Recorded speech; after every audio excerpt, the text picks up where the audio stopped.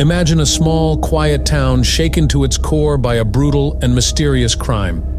This is the story of the Villisca Axe Murders, a chilling case from 1912 that remains unsolved to this day, capturing the public's imagination and spawning numerous theories and investigations. On the morning of June 10, 1912, the small town of Villisca, Iowa, awoke to a horrifying discovery. The Moore family home had become the scene of a gruesome massacre. Josiah Moore, his wife Sarah, their 4 children, Herman, Catherine, Boyd, and Paul, and 2 visiting children, Lena and Ina Stillinger, were found bludgeoned to death with an axe. The crime was especially brutal, with the killer striking each victim multiple times while they slept. The town was plunged into shock and fear as the details of the horrific crime began to emerge. The investigation into the Villisca Axe Murders was hampered by a lack of forensic technology and the contamination of the crime scene by townspeople who had trampled through the house. Despite these challenges, several suspects emerged over time, each with their own possible motives and connections to the Moore family. One of the prime suspects was Frank F. Jones, a local businessman and state senator who had a contentious business rivalry with Josiah Moore. Moore had previously worked for Jones, but left to start his own business, allegedly taking a significant customer with him. This rivalry led some to speculate that Jones might have hired someone to commit the murders. However, no concrete evidence ever linked him to the crime. Another suspect was William Mansfield, also known as Blackie Mansfield. He was believed to be a serial killer responsible for several similar axe murders across the Midwest.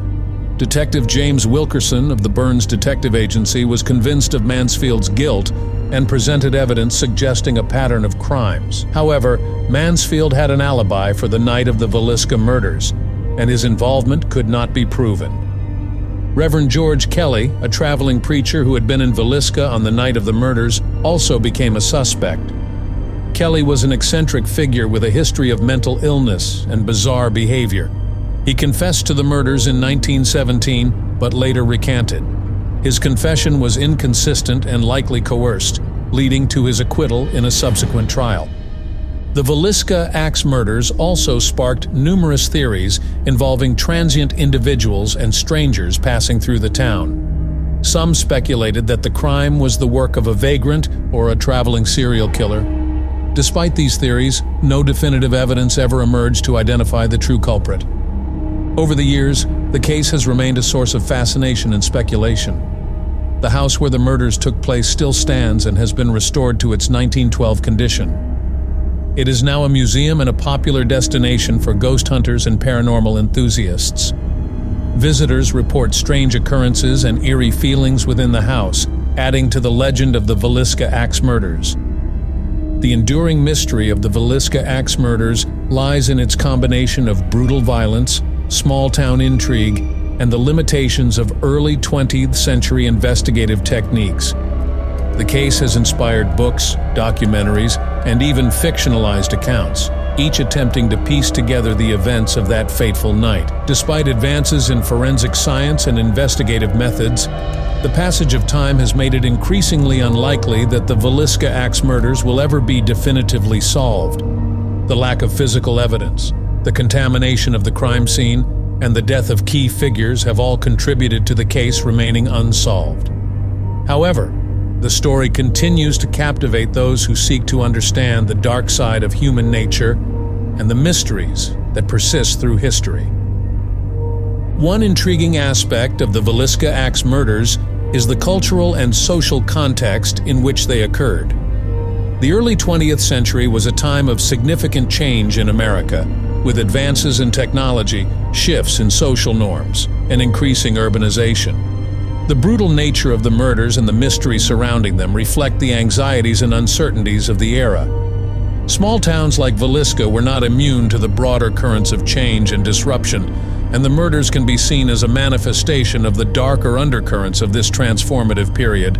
The Villisca Axe Murders also highlight the limitations of early forensic science and criminal investigation techniques. In 1912, fingerprinting was still in its infancy, and the use of forensic evidence in criminal investigations was rudimentary. The contamination of the crime scene by curious townspeople further complicated the investigation, making it difficult to gather reliable evidence. The case underscores the importance of preserving crime scenes and the advances that have been made in forensic science since that time. The psychological impact of the murders on the Villisca community was profound. The brutal slayings shattered the sense of security and trust that characterized small-town life, leaving residents fearful and suspicious. The case became a focal point for collective anxieties, with rumors and speculation adding to the sense of unease. The unresolved nature of the case has allowed these anxieties to persist, with the murders becoming a haunting presence in the town's collective memory.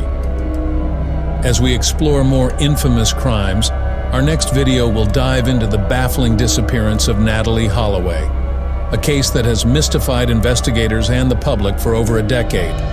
Stay tuned as we examine the circumstances, the suspects, and the ongoing search for answers in this heartbreaking case. Don't miss it. And if you enjoyed this video, please like and subscribe to our channel for more intriguing stories and mysteries.